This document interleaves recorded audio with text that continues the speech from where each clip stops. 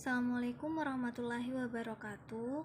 Di sini saya akan menjelaskan mengenai adaptasi psikologis masa nifas, di mana yang dimaksud adaptasi psikologis masa nifas yaitu proses adaptasi dari seorang ibu nifas, di mana pada saat ini ibu akan lebih sensitif dalam segala hal, terutama yang berkaitan dengan dirinya serta bayinya.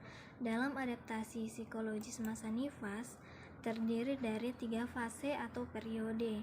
Yang pertama fase taking in, yang kedua taking hold, yang ketiga letting go. Dan dalam adaptasi ini biasanya terdapat gangguan seperti yang pertama postpartum blues, yang kedua depresi postpartum, yang ketiga psikosis postpartum. Dan selanjutnya saya akan memperagakan cara mencuci tangan.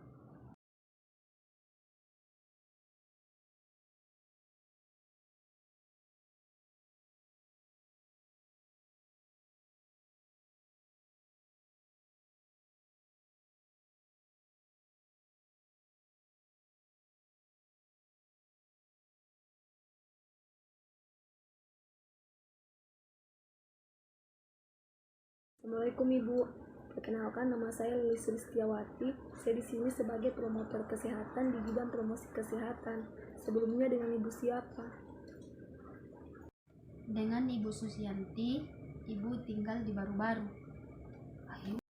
Jadi Ibu, hari ini saya akan menjelaskan tentang adaptasi psikologi masa nifas, di mana masa nifas terjadi perubahan-perubahan hormonal, di mana ibu akan lebih sensitif dan mungkin lebih cemas terhadap bayinya.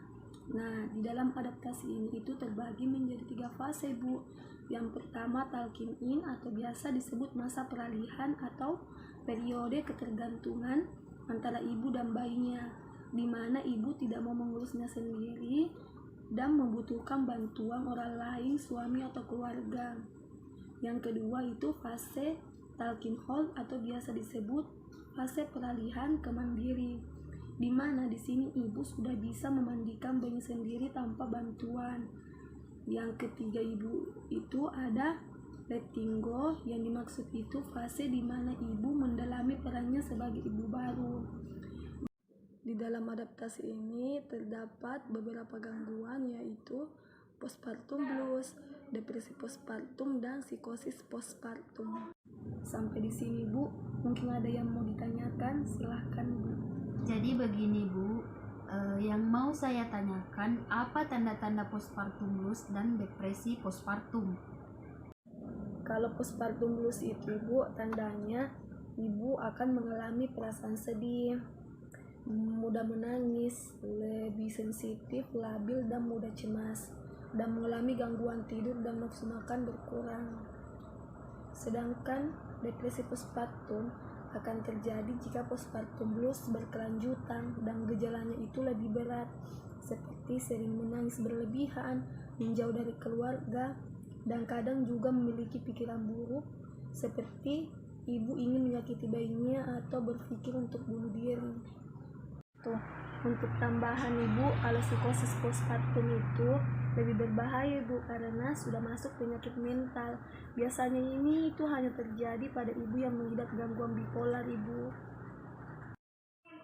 Bagaimana Ibu?